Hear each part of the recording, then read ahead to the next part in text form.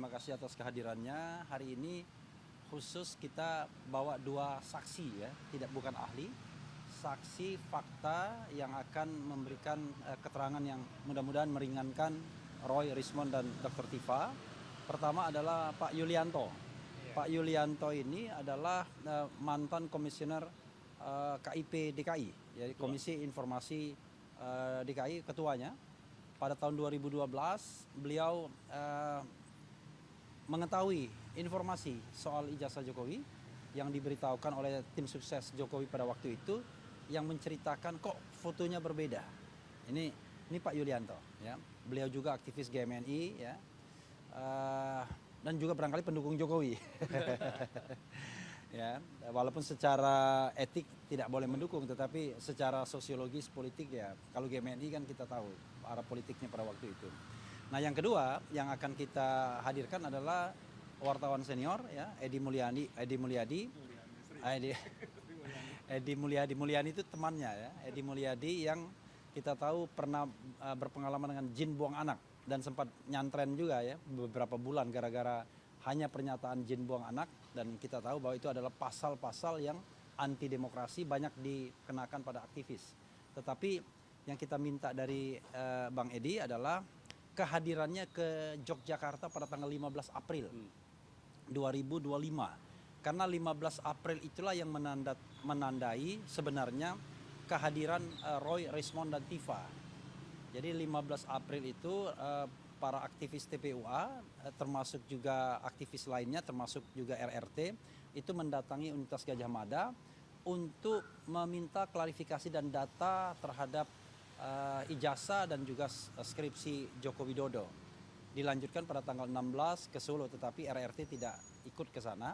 Nah, Mas Edi ini jurnalis yang paling awal mewawancarai RRT.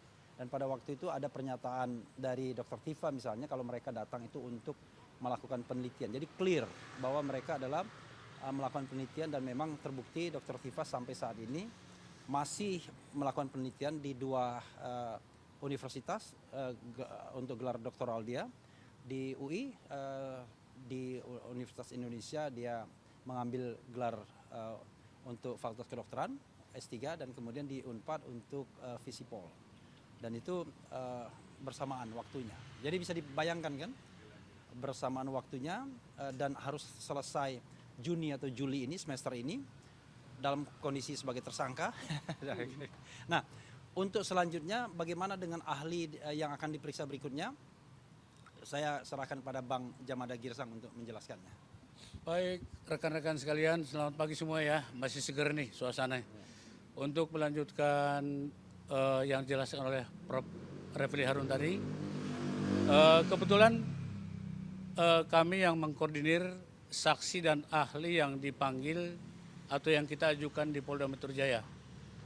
Jadi ada dasar pengajuan saksi dan ahli yang tambahan ini, karena kita dengar sebelumnya ada P19 itu menekankan bahwa kita diperkenankan untuk bawa ahli dan saksi. Kemudian di KUHP baru pasal 39 ya, semua saksi ahli yang kita ajukan itu wajib diperiksa oleh penyidik. Nah, berdasarkan 2 dasar tersebut, akhirnya kita ajukan gelombang kedua. Gelombang pertama kemarin seperti rekan-rekan ketahui semua, 7 orang ahli semua, profesor dan 1 doktor sudah di BAP, di penyidik. Dan ini masuk gelombang kedua, yaitu hari ini ada 2 orang saksi fakta, dan besok itu ada 2 ahli, tanggal 11. Kemudian hari tanggal 12 itu ada 4 ahli yang luar biasa. Nah, untuk hari ini sudah jelas tadi dijelaskan oleh Profesor Refli Harun, dan yang sebelah kanan dan sebelah kiri, dan besok tuh ada 2 ahli yang sudah biasa berkecimpung di dalam KIP, Komisi Informasi Publik. Nah, untuk itu kita bawa mereka besok ke sini, dua-duanya ahli.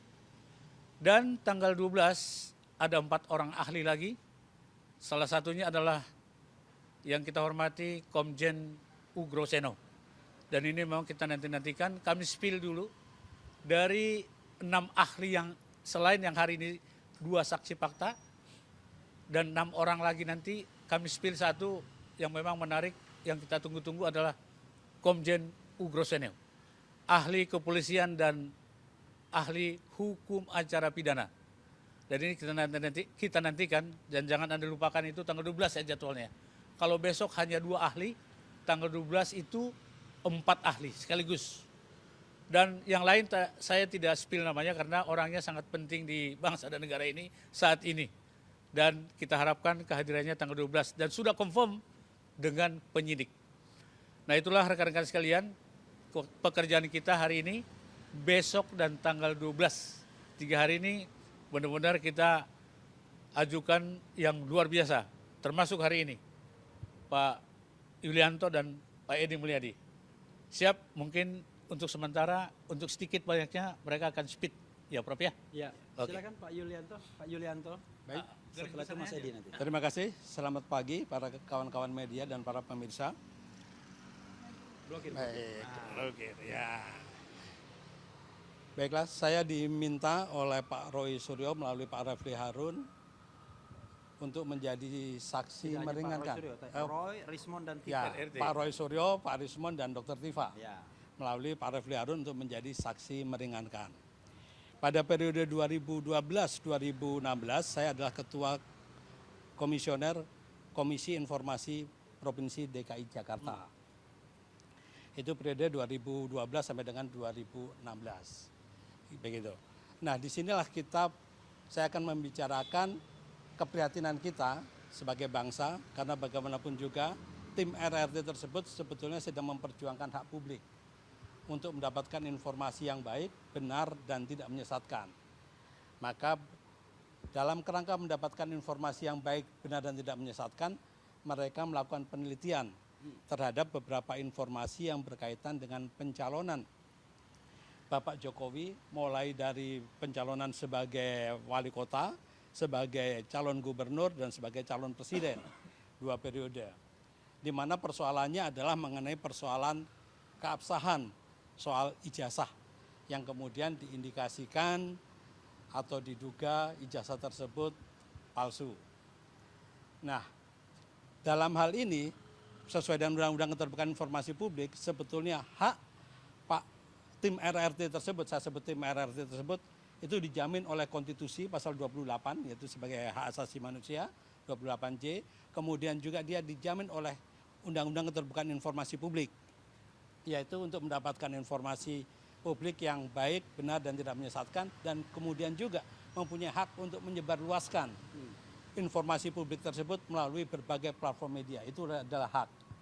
Tetapi ironisnya dalam bangsa ini kemudian RRT malah dikriminalisasikan dengan tuduhan yaitu seperti pencemaran nama baik dan fitnah.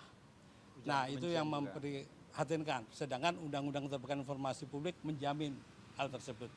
Nah, itulah yang bisa saya sampaikan nanti di hadapan penyidik berkaitan dengan satu posisi saya, yang keduanya mengenai kedudukan Roy Suryo dan RRT yang dilindungi oleh undang-undang dalam rangka mencari informasi. Roy Suryo, Rismond, dan Tifa. Ya, tim RRT itu berkaitan dengan kemampuan mereka untuk melakukan penelitian. Nah, itu pun dijamin penelitian bagi pengembangan ilmu pengetahuan maupun pengembangan pribadi itu diperbolehkan oleh Undang-Undang Keterbukaan Informasi Publik. Saya rasa itu. Tadi disebutkan adalah saksi fakta. Nanti akan Bapak sampaikan apa saja fakta-fakta yang Bapak lihat dari ijazah tersebut. Oke, baik, kalau berkaitan dengan saksi fakta itu sebetulnya berkaitan dengan posisi saya sebagai aktivis GMNI. Waktu itu saya sebagai pengurus di Dewan Pakar Persatuan Alumni GMNI, di mana salah satu tim ofisial daripada PDI Perjuangan dalam konteks pencalonan Gubernur DKI, yaitu Bung Denny Iskandar, itu bercerita kepada saya bahwa beliau itu heran kenapa foto di ijazah Pak Jokowi yang dilegalisir basah tersebut berbeda dengan sosoknya Pak Jokowi. Ada kecurigaan beliau itu yang disampaikan ke saya, dan memang setelah saya lihat secara kasat mata memang beda lah antara sosok Pak Jokowi dengan foto yang ada di ijazah. Tentunya kan kawan-kawan sudah melihat salinan ijazah yang sudah beredar di media massa, baik yang di-upload oleh Dian Sandi, kader PSI, ataupun yang kemudian sempat ramai juga di berbagai media kan ditunjukkan tuh foto tersebut. Sehingga sebetulnya secara kasat mata bisa kelihatan lah. Dari sisi itu sosok Pak Jokowi berbeda dengan foto yang ada di ijazah. Ya itu yang perlu saya sampaikan juga, ya berkaitan dengan hal itu kan informasi yang saya dapat dari tim official pemilihan gubernur DKI dari PDI Perjuangan, yaitu Bung Denny Iskandar, di mana kemudian nama anak beliau itu kan disebut juga oleh Victor. 3 nama sebagai tim Jakarta dalam pembuat ijazah palsu, yaitu Denny Iskandar, kemudian Indra, dan saya sendiri, Yulianto. Makanya saya perlu mengklarifikasikan juga, karena dari informasi yang beredar itu seakan-akan saya itu berposisi gitu kan, berposisi sebagai tim sukses, padahal bukan sebagai tim sukses. Tetapi saya hanya sebagai mitra diskusi daripada tim ofisial pencalonan Gubernur DKI oleh PDI Perjuangan. Gitu. Cukup kali, jangan detail terlalu detail. Sekarang Pak Edi.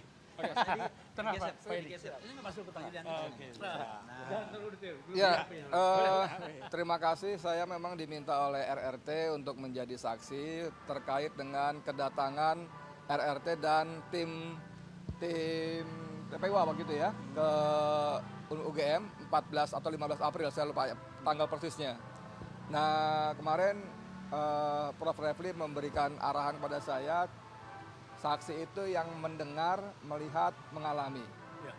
Jadi sampaikan saja apa yang Anda dengar, Anda lihat, Anda alami ketika di UGM itu. Ini nanti akan saya sampaikan kepada penyidik, itu bahwa saya memang datang bersama rombongan, tapi saya berangkat sendiri, nggak pakai bus, nggak bareng-bareng, pakai kereta. Nah, ketemu di sana dan waktu saya ke sana 3 orang ini sudah masuk ke ruangan. Ya, kami nunggu di luar sambil ada beberapa mama orasi ini itu, Roy Risman Tiva ya. Sementara tim TPWA belum hadir karena ada kendala di lapangan, busnya ya, terlambat ada apalah gitu ya. Nah, karena saya nggak bareng sama rombongan, saya sampai lebih awal juga. Dan kita tunggu, kemudian keluar. Yang pertama terlihat oleh saya adalah Rismon. Lalu di belakangnya baru Tiva dan Roy. Nah waktu mereka keluar, saya nggak tahu nama tempatnya apa, tapi depan Selasar ya, kayak lorong gitu. Saya agak telat. Fakultas Kehutanan. Kehutanan, pasti kehutanan ya. Rismon udah diserbu sana sini, agak kurang jelas saya. Nggak lama dia pergi dahulu, kemudian baru kita jalan ke arah lapangan yang lebih luas. Nah di situ ada Roy Surya menjelaskan. Kemudian nyusul nggak lama ada Tiva juga menjelaskan. Waktu datangnya nggak bareng, datang duluan, kira-kira jeda berapa 5-10 menit baru Tiva datang. Kemudian ternyata saya baru tahu bahwa Tiva itu datang terlambat karena masih lihat foto-foto di dalam.